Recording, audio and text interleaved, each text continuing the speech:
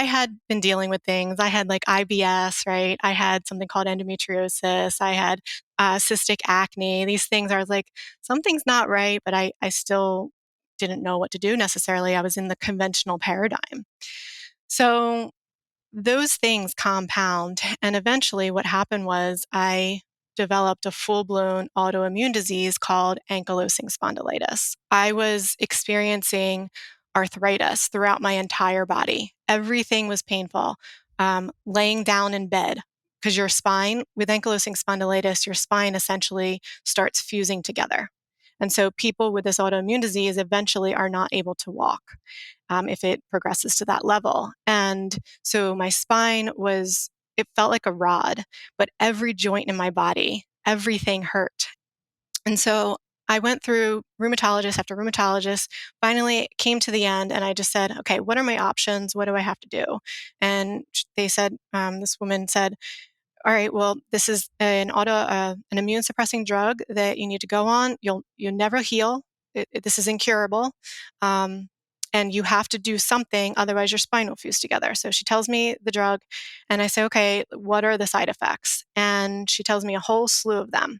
Well, the very end, the last thing she said was, you're going to have to come into the office, you're going to have to get an infusion, and it could cause your heart to stop. But don't worry, because there's always an EMT on call. I was like, whoa, and immediately what happened was, in that very moment, I heard my intuition rise up. It just like flooded me, and it got so loud. And I heard in my head, now, mind you, I was at the appointment by myself. It was just me. I hear in my head, don't go on the drugs. You are not sick. Don't go on the drugs. There's another way. You'll find a way. Don't go on the drugs. And I was like, okay, I'm not going on the drugs. Because if you hadn't made that decision and gone the route you did, then you would never get exposed to the more holistic world or these other things you learned. Like you had to start to go down that path to find those answers. So how did you then get exposed to drainage, and how did that play a part in rebuilding your health? Yeah. So I went, I went to Google and I was like, what do I search for? And I just started putting in alternative healthcare practitioners, because the word functional wasn't even in my vocabulary at the time. I didn't even know that. So I just knew I needed an alternative to conventional medicine. I was like, okay, alternative, like something will come up. And so I just started searching, and I would just tune in to like, okay, this person feels okay. Like maybe they'll teach me something. And so I went on a journey of just seeing different mentors and different practitioners, no matter what they were, chiropractors, Chinese medicine practitioners, whatever. And I knew that I would gather wisdom from every single person, even if the person wasn't the person that was going to help me get to where I needed to go, or they didn't resonate. I just went in with that mindset of like, I'm going to gather information because somebody knows what I don't know. And so it took me from the time of diagnosis about 5 years again to like, um, really, really get into the truth of things and what made sense. And I found my way to an Ayurvedic practitioner. Can you really quickly just explain what Ayurveda is, and then muscle testing if people haven't experienced it? Yeah, muscle testing is where you're basically, another way of describing it is through kinesiology, but they using your arm. There's many different ways to do it, but both these practitioners utilize the arm method, and they're basically testing stressors against your nervous system to see what's resonating, what's causing you to be weak. And if you're so when they press on your arm, if it goes down, that means that it's weak. If it stays level, it's strong. And so if something goes weak, it's showing that there's a stress in the body that's resonating to whatever they're holding near you. So they typically have a vial, or you can just hold a supplement bottle to you. You can even do this yourself, by the way. I'm going to share this part because I think it's really, really interesting.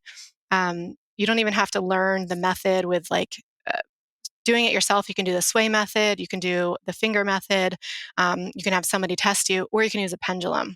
So the Ayurvedic practitioner did this Yeah. with you, and then how did that lead into drainage, or Hmm. what was your work with her? Yeah. She was actually the one that everything changed. Everything changed once I met her. And everything that I um, still do is learning that is rooted in what she shared with me.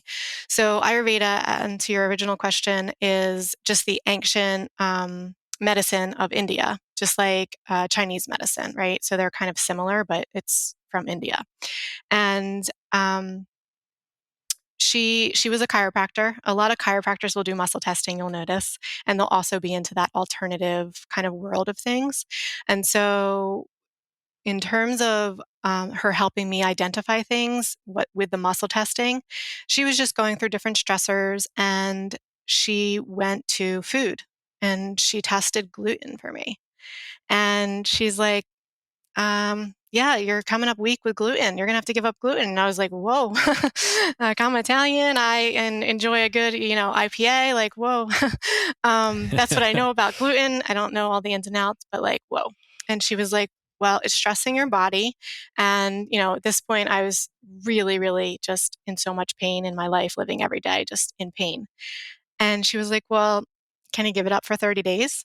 And I was like, yeah, I could totally do that. So I had to go home and I had to understand what gluten was, right? And you just don't know. Like it's what do you find it in? It's in almost all packaged food, all of this. And so that was the beginning. And so we kept going and muscle testing. And after 60 days, um, you know, I started feeling better probably around 30 days. And then 60 days, like things really started changing. I can't pinpoint the day that everything changed. I feel like it was like all blurred together. But probably within 3 months, my pain that I had had probably for the last 10 years disappeared, like, gone. And I didn't use any drugs. Food was the medicine that led me to that healing. Now, I really also believe the part of, you can look at food as medicine, but if you don't take the action consistently and educate yourself and choose yourself over and over and over again, it's not gonna work. And so part of the medicine was I was doing it. I had to learn to say no to things. I had to learn to disappoint people. I had to learn to ask and speak up for myself at restaurants or, put myself in uncomfortable situations, and I think that is the medicine because yes, the food was like an avenue that I took, but I had to change some part of myself to become another version of myself. So I just think reflecting on your journey, sometimes you see it through a lens, but then when you kind of look at it with a greater view, there was a lot more happening than I really saw at the time. But she led me to the gluten. So that was a really big, big moment for me.